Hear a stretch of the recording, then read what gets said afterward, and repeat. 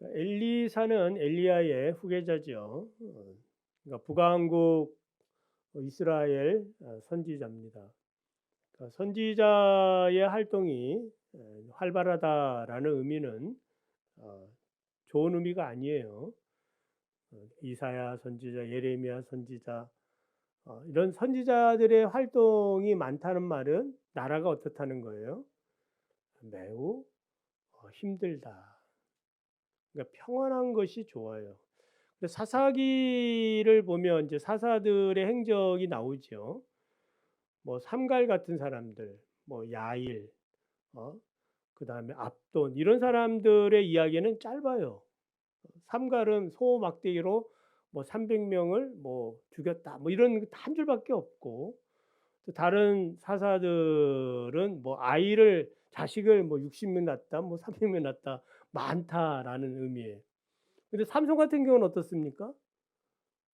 길지요. 13장, 14장, 15장, 16장 드릴라 얘기부터 해서 스토리가 많아요. 기도원도 그렇고.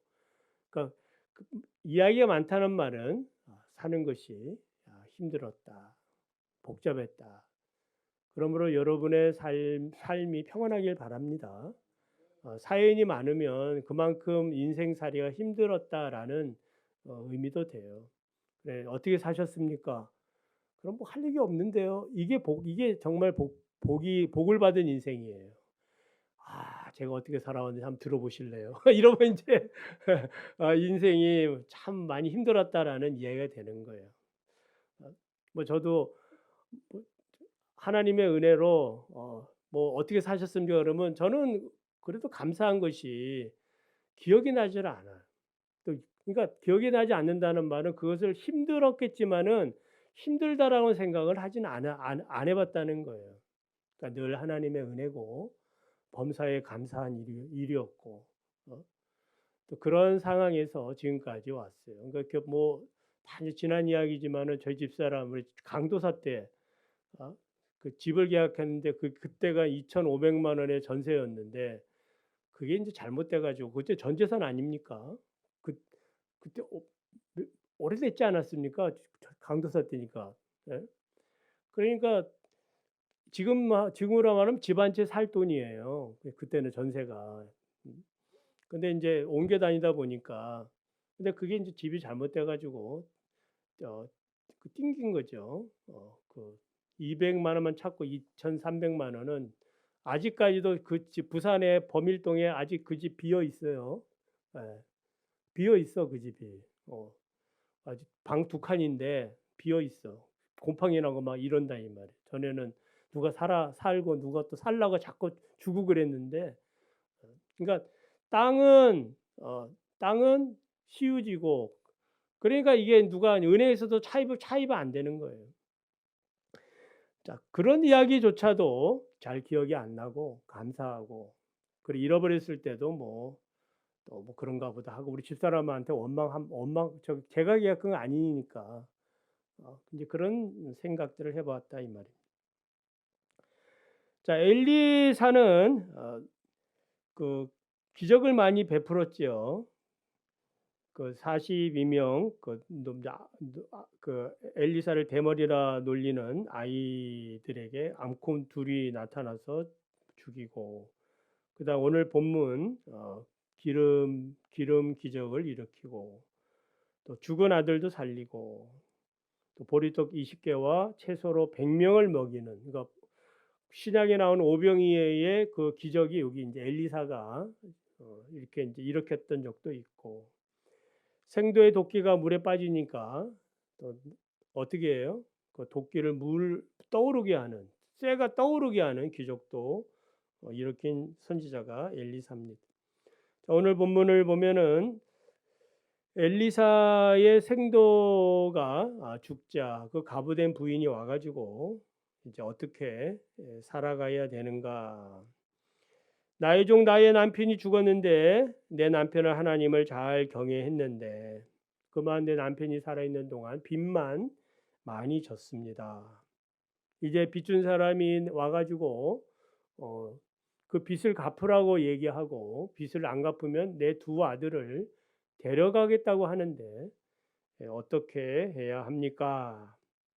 참 위기지요. 난감하고. 남편이 있을 때는 남편을 의지하며 살았는데 없으니까 이제 해결할 길도 없어요. 거기다 이제 빚까지 진 상태이기 때문에 힘든 상황입니다. 부인의 말 중에는 나의 남편이 이미 죽었는데 나의 남편은 여호와를 경외하는 자다. 이 말이 그냥 뭐 일반적인 말은 아니에요. 여호와를 경외하는 자였다. 지금 어떤 시대예요?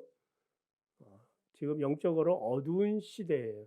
어두운 시대에 하나님을 경외하는 자가 죽은 거예요. 경외라는 말은 하나님만을 두려워하고 섬기는 태도지요.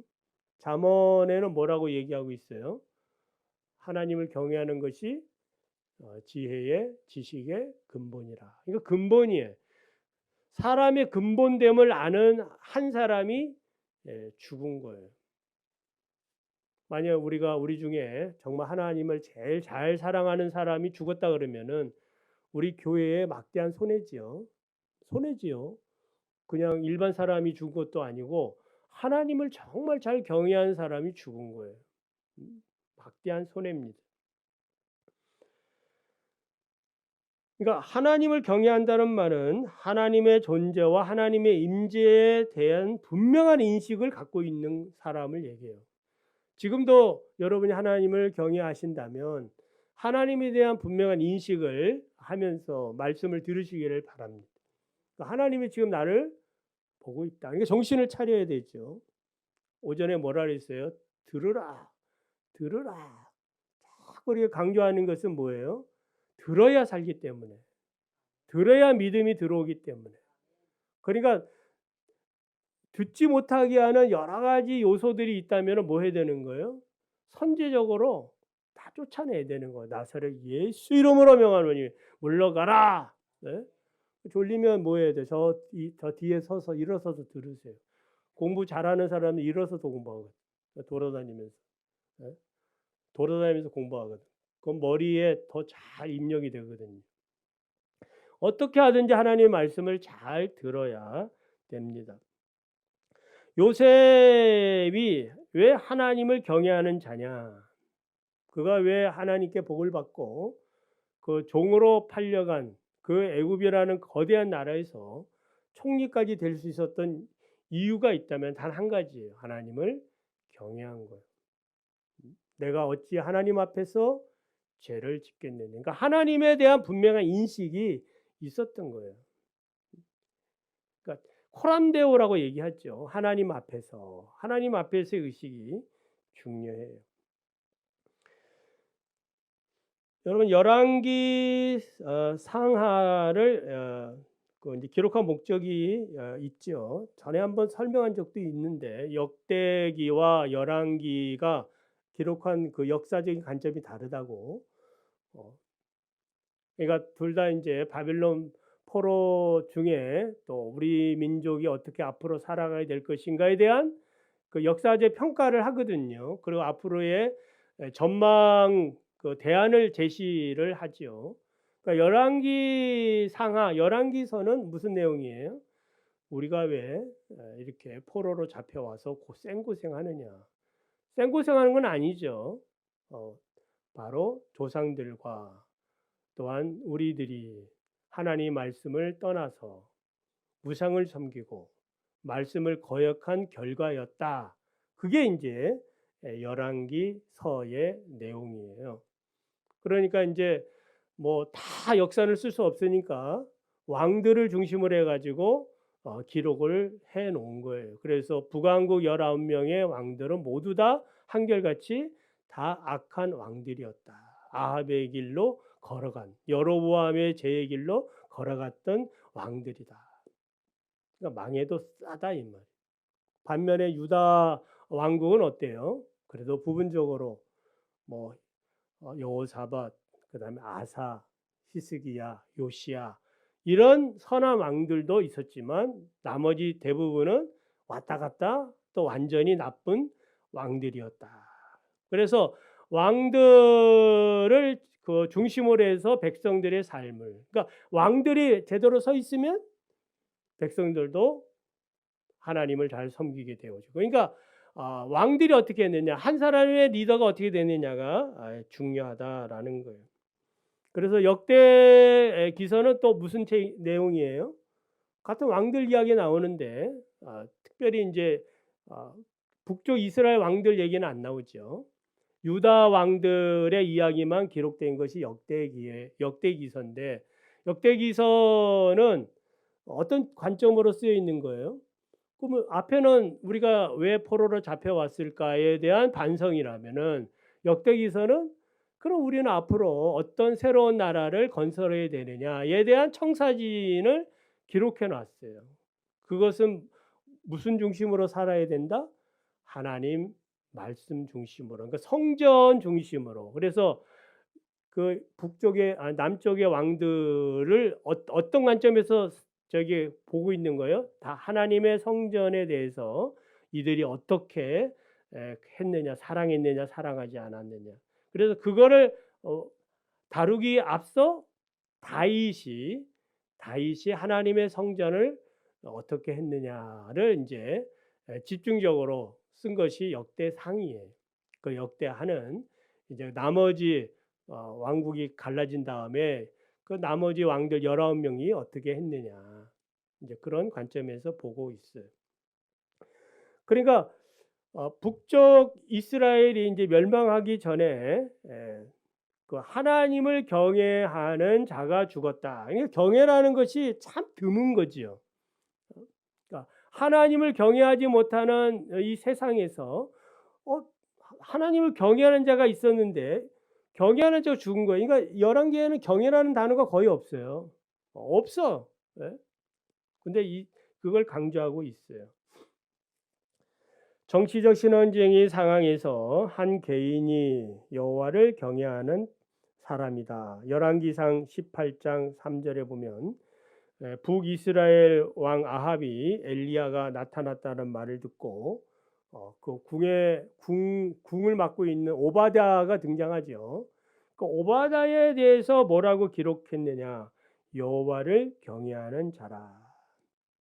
그래서 이 오바댜는 엘리야를 만나면서 이런 말을 해요. 아합이 당신을 찾는데 만나주지 않으면 내가 죽을 것이고 나는 어려서부터 여호와를 경외하는 자입니다. 나는 이세벨 왕후가 여호와의 선지자를 죽일 때 내가 여호와의 선지자 중에 100명을 또 50명씩 굴에 숨겨서 그들에게 떡과 물을 먹인 일에 대해서 당신이 알고 있지 않습니까? 그러니 뭐 하라는 거예요? 내가 죽으면 안 되니까 오셔서 아합을 만나서 단판을 지라라는 거예요. 그래서 어떤 주석가는 오늘 이제 엘리사의 생도 중에 죽은 이 생도를 오바댜라 이렇게 주석하기도 해요. 어떻든 정확한 건 아닙니다만은 이렇게 하나님을 경외하지 않고 우상을 섬기는 이때에 여호와를 경외하는 것이 얼마나 어려운가. 우리도 이제 뭐 잠시지만 코로나 때에 우리가 드리는 예배가 얼마나 귀한 거냐를 우리가 경험했죠. 우리가 첫 코로나 시작할 때에 여기 감시자가 왔어요.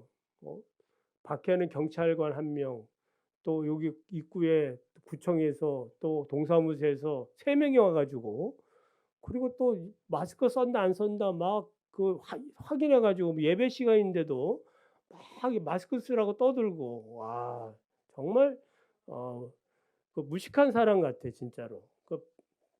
뭐 그런 소리는 안 했습니다만은 그러니까 하나님에 대한 그 예배를 방해하는 그 가운데서도 그래도 우리가 끝까지 대면 예배를 드리고 또 영상 예배와 함께 또 지금까지 온 줄로 믿습니다. 그러니까 일제 강점기 때나 6.25 동란 그때에 예배를 드리는 사람들이 얼마나 귀한 것인가. 목숨 걸고, 우리는 목숨까지는 걸지는 않았지요.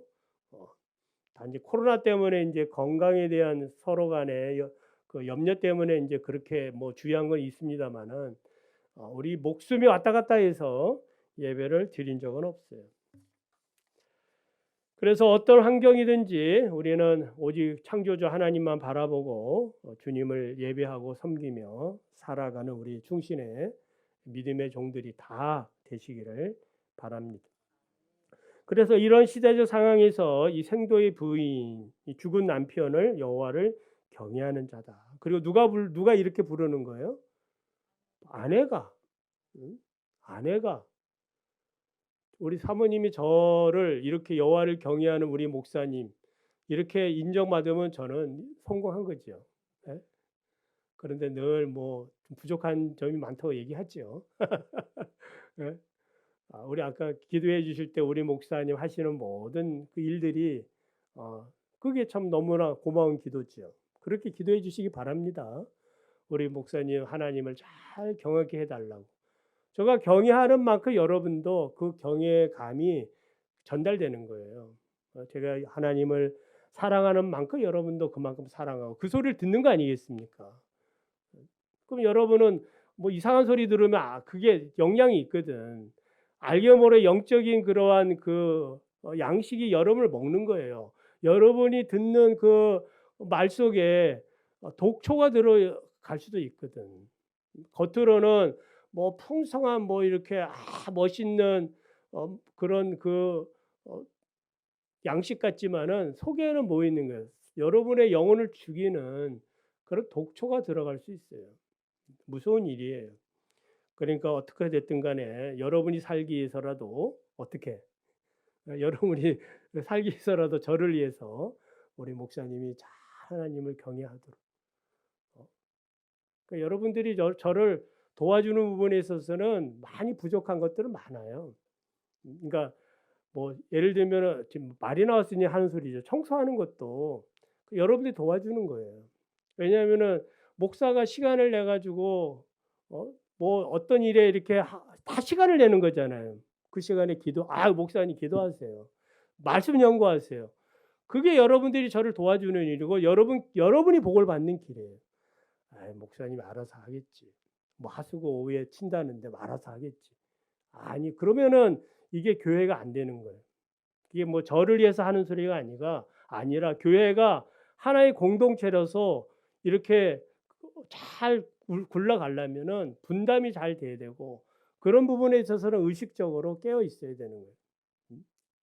그러니까 우리 오후에 누가 일하실래요? 예? 우리 신장로님 그동안 일 잘 안 했으니까 어째 저랑 같이? 예? 딴 거 힘든 거 없어. 이것만 돌려주면 돼. 저가 돌려 그러면 돌리면 돼. 예? 다른 분들은 다 열심히 했으니까 어때? 뭐 하시겠습니까? 예. 예. 예. 자, 신장로님 저하고 둘이서 재미있게 하수구를 이렇게 치우도록 하겠습니다. 다른 분들은 이거 못해요. 기술이 있어야 되거든. 그걸 그냥 이렇게 막 구멍을 뚫어야 되는데 그거는 이제 제가 오랫동안 이제 잘 했기 때문에 그동안 사모님이 힘이 들어가지고 돌려 그래도 이게 안 돼, 이게. 네. 자, 우리 신장로님 보겠습니다.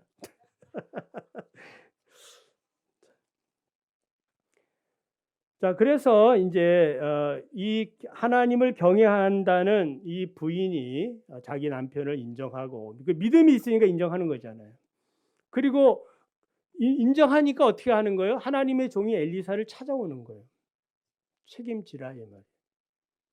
여러분 믿음이 있으면 누구에게 와서 책임지라고 해야 되겠어요? 목사님께? 어, 하나님께 가셔야 돼. 하나님께 가십시오. 예. 예. 그러니까 하나님께 가야 됩니다. 그럼 목사에게 온다는 말은 뭐예요? 하나님을 믿으니까. 하나님 목사가 책임지십시오. 이것도 믿음이에요. 목사님 기도해 주세요. 목사님 좀 책임져 주세요. 그것도 믿음이거든. 자, 그랬더니 엘리사가 말하지요. 너는 내가 너를 위하여 어떻게 하랴? 내 집에 무엇이 있느냐? 그러니까 뭐라 그래요? 기름 한 그릇밖에 없습니다. 그러니까 엘리사는 너는 밖에 나가서 모든 이웃에게 그 부탁해서 그릇을 빌려라. 빌리되 조금 빌리지 말아라. 그러니까 왜 그 빌려오라는지는 알겠지요. 어. 그러니까 예수님이 물을 가지고 포도주로 만들 때에도 하인들은 왜 자기들한테 물동에다가 거기다 물 항아리에다 물을 부라고 하는지 그거 알고 하는 거거든요. 어? 모르고 하지 않습니다. 지금 포도주가 부족한데 포도주를 우리 예수님이 만드는가 보다. 그래 나중에 보니까 그 연회장에게 그 물로 만든 그 포도주 갖다 주면서 하인들은 뭐라고 적혀 있어요? 알더라 그랬거든. 알더라. 그러니까 믿음의 어떠한 그 증거들을 경험하시기를 바랍니다. 알더라. 어? 하나님이 여러분을 지금까지 살게 하신 거 믿습니까? 알더라. 교사 생활하시면서 하나님이 나와 함께 한다는 거 알더라. 아멘. 알더라. 하나님이 나와 함께 하시는구나. 그런 경험들이 필요한 거예요. 알아야 됩니다. 그래서 이 여인은 아는 거예요. 그래서 최대한대로 이제 그릇을 빌려옵니다. 엘리사의 말대로 이제 순종을 했더니 놀라운 기적이 일어났어요. 그릇마다 어떻게 다 기름이 찼습니다. 눈에 보이지 않지만은 천국 그 기름 창고에 직통으로 뭐 한 거예요? 연결돼 있는 거예요. 보입니까? 또 보인다 그러면 또 이단될 소지가 있으니까 믿습니다 하십시오. 예? 보입니까? 믿습니다. 보인다 그러면 안 됩니다. 믿습니다. 그러니까 천국의 하나님의 보물 창고하고 직통으로 연결되어 있어요. 그래서 그 연결된 것을 믿음으로 오병이의 기적처럼 그런 기적이 일어난 거예요. 자, 이 말씀을 통해서 우리에게 주는 영적 원리 세 가지가 있는데 첫째는 하나님만 전적으로 의지해야 합니다. 4절을 보면은 엘리사는 너는 내 두 아들과 함께 들어가서 문을 닫고 그 모든 그릇에 기름을 부어서 차는 대로 옮겨 놓으라. 전에 한번 이 설교를 한 적이 있을 때 질문한 적이 있는데 다시 질문해 보겠습니다. 문을 닫았는데 부인에게 명령하는 엘리사는 어디에 있었는가? 기억나죠? 어디에 있었죠? 엘리사는 그 안에 그 공간 안에 있어요, 없어요? 있어요, 없어요? 요게 중요합니다. 지금 엘리사가 있느냐 없느냐에 따라서 믿음의 그 정도도 차이가 납니다. 엘리사가 있다 없다? 없어. 그 공간에 없어요. 지금 자기 가정 안에는 누구와 누구뿐이에요? 엄마와 두 아들뿐이에요. 없어요. 무엇을 의미하는 거예요? 오직 하나님만 바라보라는 거예요. 내가 거기 있다고 볼까요 말까요? 이렇게 자꾸 쳐다보지 않겠어. 엘리사님 볼까요? 또 볼까요? 자꾸 뭐 하는 거예요? 왠지 모르게 의지하고 싶은 마음이 생길 수 있겠죠. 저도 옆에 뭐 능력 있는 사람이 있으면 어떻게 할까요? 예? 볼까요? 늘 물어볼 수 있다 이 말이에요. 누구한테 물어봐야 되는 거예요? 하나님께만. 하나님께 자신의 그 모든 운명이 두 아들의 운명이 걸려 있는 거예요. 하나님만 바라봐야 됩니다. 그럴 때에 기적이 나타납니다. 두 번째는 자녀들에게 신앙 교육을 잘해야 한다. 무슨 이야기예요? 부인은 두 아들과 함께 기름을 채우죠. 엄마가 이제 최초의 기름 그 기름이 담겨져 있는 그 그릇에 이제 빈 그릇에 이제 엄마가 하겠죠. 갖다 놨으니까. 그 다음부터는 이제 누구 몫이에요? 엄마와 두 아들이 번갈아 가면서 뭐 하는 거예요? 하나는 아마도 이제 그 분업화 됐으니까 하나들은 뭐 하고 채우면 갖다 놓고 또 두 번째 아니면은 이렇게 그렇게 돌아다닐 수도 있고 뭐 여러 가지 상황이 있을 수 있지만 분명히 이제 분업이라고 보면 한 명은 갖다 놓고 한 명은 또 치우고 뭐 이렇게 함으로 해서 무엇을 경험하고 있는 거예요? 하나님이 지금 우리와 함께 계시는구나. 그리고 우리 아버지가 하나님을 섬겼는데 결코 헛되이 섬긴 것이 아니구나. 제가 이제 요 설교를 이렇게 이 말씀을 들으면 이제 그 원종근이가 기억이 나요. 원종근이가 이제 아버지가 돌아가시지 않았습니까? 사모님도 돌아가시고 목사신데. 근데 어, 아, 자식이 볼 때는 너무나 이제 황망하게 간 거지. 세상 말로 하면은 자기들을 더 키우고 케어하고 이래야 되는데. 그런데 이제 한국에 와서 보니까 이제 약간 적응이 안 돼서 다시 돌아왔습니다만은 그것도 이제 우리 하나님이 하실 거고, 돌아와서 보니까 우리 그 백 목사님이, 그 원 목사님이 하셨던 모든 일들을 기억하는 교회가 그 원 목사님 아들이 왔느냐고 환영해 주는 거예요. 마치 나오미가 고향에 돌아가니까 나오미 왔냐, 나오미 왔느냐 뭐 이러듯이. 그러니까 자기 아버지가 했던 일들이 헛된 것이 아니고, 그러니까 네가 공부만 한다면은 학비를 다 대주겠다. 공부만 하면은. 그렇게 할 정도로 위로를 주기도 했다 이 말입니다. 그 하나님이 하신 거 아니겠어요? 그리고 하나님을 경외했던 한 사람의 그런 인생을 보게 되는 거예요.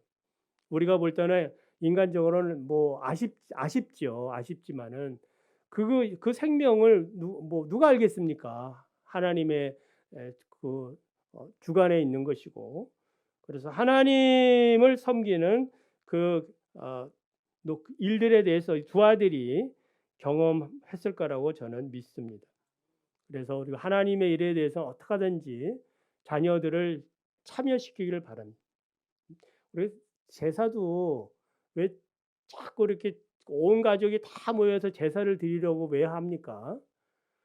다 그 교육이거든. 다 참여시켜서 당연히 조상을 섬겨야 잘 된다는 것을 자꾸 인식시켜 주는 거거든. 그러니까 우리도 하나님을 잘 섬겨야 복을 받는다라는 그런 의식을 심어줘야 되는 그 교육이에요. 반복된 거죠. 그래서 그것들을 이제 경험함으로 이제 자기가 스스로 이제 뭐 주도적 학습이라고 하죠. 그러니까 주도적으로 자기 인생을 살아갈 수 있는 신앙을 갖추게 되는 것입니다. 자, 마지막으로 하나님은 준비한 만큼 채워주신다.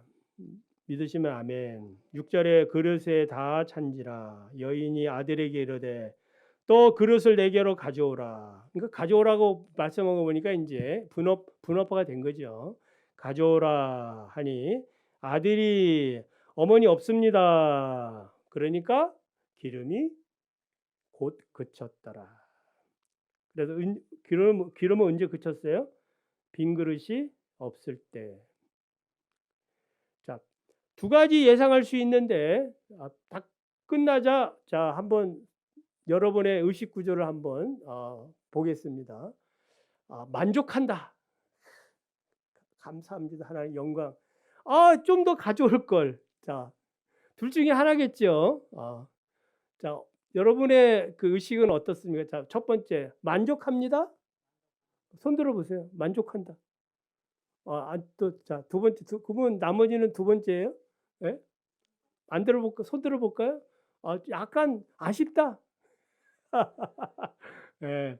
그러면 왜 아쉽다고 생각해요? 우리 박영애 권사님 왜 아쉽다고? 예. 아니 지금 그 제 생각에는 그 동네에 그래서 싹쓸이했다고 생각이 드는데. 예.